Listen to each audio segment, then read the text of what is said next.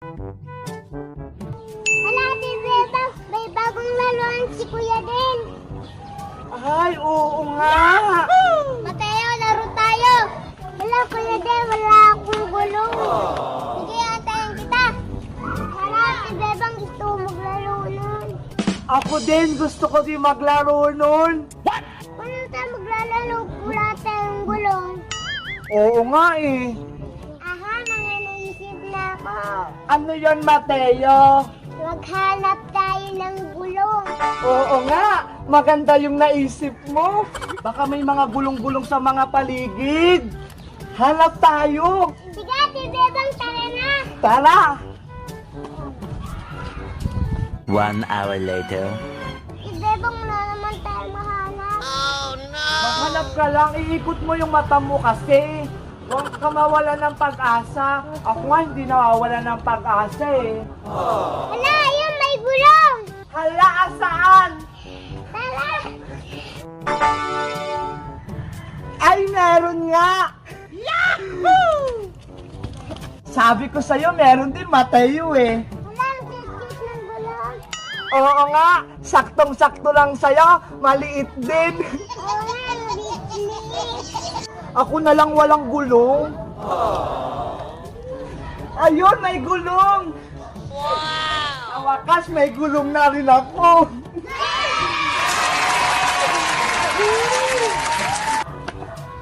Hala! Oo nga, bagay to sa akin. Tignan mo, Mateo, pwede rin pang hula hoop to eh. Tara na, Ate Bebang, magdalo na dun sa isang kada. Tara na, bilisan mo. Yes! Lumakas! Sa wakas, may gulong na rin tayo. Opo, Ate Bebang. Kuya Del, may gulong na kami. Tara mo tayo, laro na tayo. Sige, Kuya Del. Sige, Dale, tara na. Oh, no! Hindi ako laro na, Ate Bebang. Ano ba yan?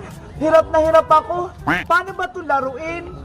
Tara, Ate Bebang, mag-practice tayo sa taas. Ay sige, tara na.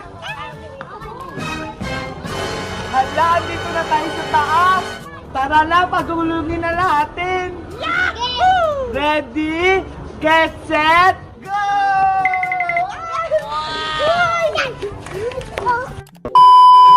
Nakakapagod naman. Sige pa, Ate Bebang. Sige, isa pa. Isa na lang ah. Ang bilis-bilis ng akin kanina. Ako din! Hala, ang late-late kasi sa'yo kaya mabagal. Akin yung mabilis. Ito, onti lang pero mas mabilis yung sa akin. Pero akin, Yay! mabilis. Basta, wag lang puro paunahan na lang tayo kung sino mabilis sa ating tatlo. Sige! Ready? Get set, go! Oh no! Lagot may Lola. Ako si... Matatamaan si Lola. Naku, kawawa naman! Lola, tumabi ka dyan! Ano yan? Hindi ko kayo marinig. Magugulungan po kayo. Ano? Ang ganda-ganda ko. Alam ko na yon.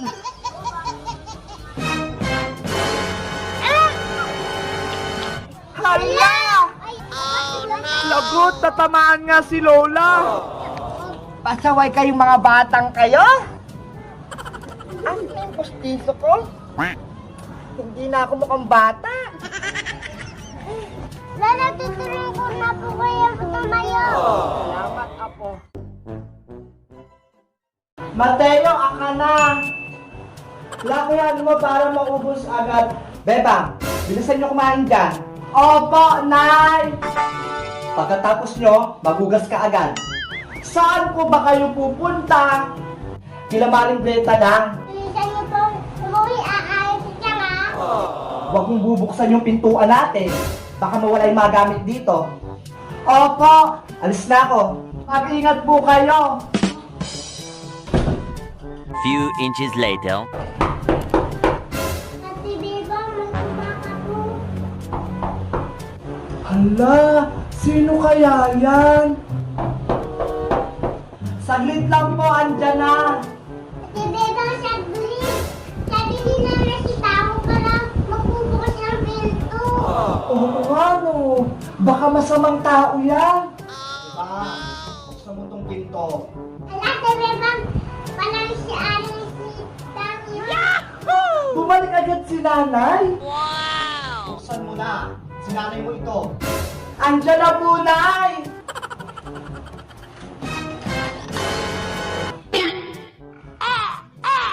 Hala!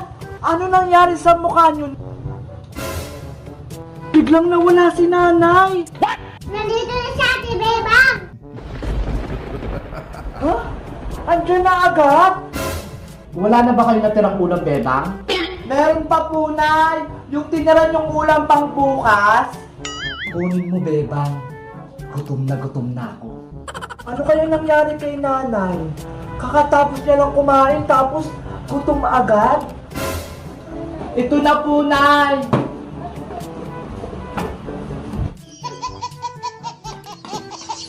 Ang bilis naman po, mawala Nanay si Tang. Oo nga po. Maglalaro pa sana kami ni Mateo ng tagu-taguan eh.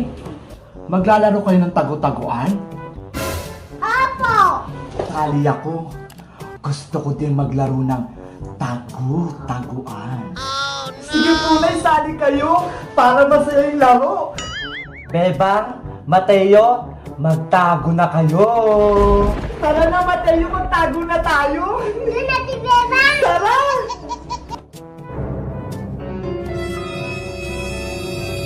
Mukhang meron akong may uuwi ah. 12 o'clock midnight. Ang tagal naman ni nanay. Kanina pa tayo nagtatago dito eh. Ate Bebang, may kumakatok na naman. Sino na naman yun? Bebang, pagbuksan mo yung pinto. Hala, si Nanay si Tang na sa labas. Tara, puntahan natin. Bakit ang tagal mo magbukas? Kanina pa kayo nandito sa loob ng bahay na ya. Anong pinagsabi mong bata ka? Nagtagu-taguan pa nga tayo eh. Kakarating ko pa nga lang, di ba? Ha? Oh no! Bebang! Nasaan yung TV natin? Hala, nawala! Wow, magic. Yung cabinet? Bukas-bukas na? Anong nangyari dito? Kayo po kanina. What? Anong ako? Nababalo ka na ba talagang bata ka? Mayayari ka talaga sa akin. Matitikman mo to. Oh no!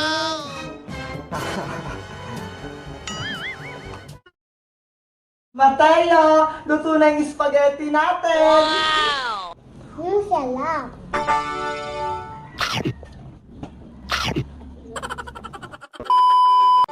Aling Sonia, pabili po. Anong bibili mo, Bebang?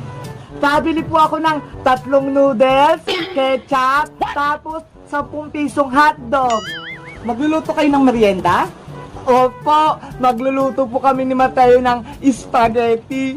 Bebang, ito na yung pinamili mo.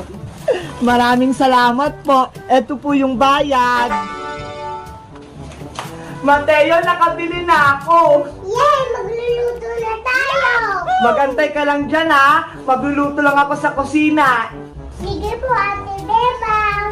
20 minutes later. Ayan, naihanda ko na yung mga rekado. Pati yung tubig kumukulo na. Bebang, ano naman yung pinagagawa mo dyan? Spaghetti po, Nay. Itong noodles? Gagawin yung spaghetti? Pwede ba yun? Opo. Naku, sayang lang yung gasol. Ang mahal-mahal niyan. What? Si nanay naman eh.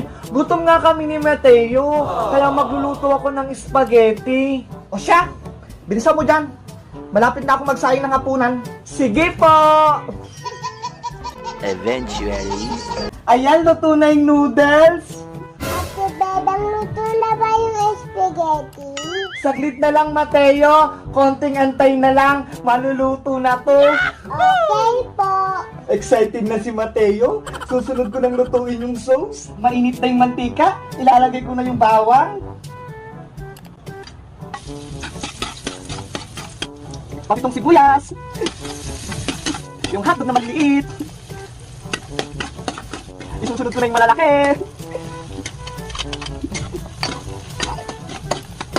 Ayan, ilalagay ko na tong ketchup. Wow, ang bango. Ang bango. Parang ang sarap ng nilulutong spaghetti ni Bebang ah. Ginagawa? Ayan, luto na yung sauce. Sigurado matutuwa niyan si Mateo. Mateo, luto na yung spaghetti natin. Wow, Ate Bebang, tamang-tama. Gutom na ako. Kain na! Daming hotdog, Ate Bebang. Siyempre naman, para masarap yung spaghetti natin. Ang sarap.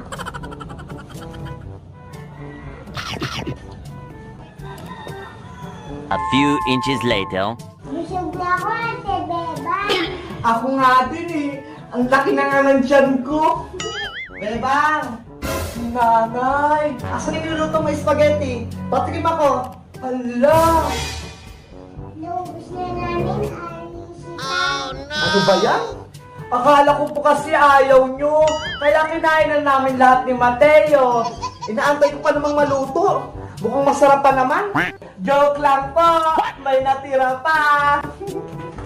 Ito, Anisita, para sa inyo. Ay! Salamat! May natira pa pala. Ang babait nyo naman, Mateo at Bebang.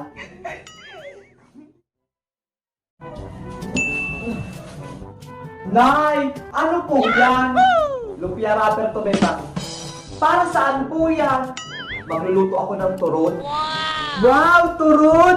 Masarap yun! Favorite ko! Asan po pala yung saging? Ala?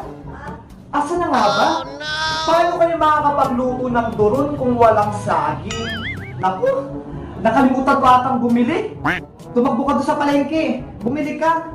Hala! Ang layo! Sige na nga! Para makakain ako ng turon. Bebang, saan ka pupunta? Sa palengke po, Aling Tere. Bibili pong saging. Magluluto po kasi si nanay ng turon eh. Ay, tamang-tama. May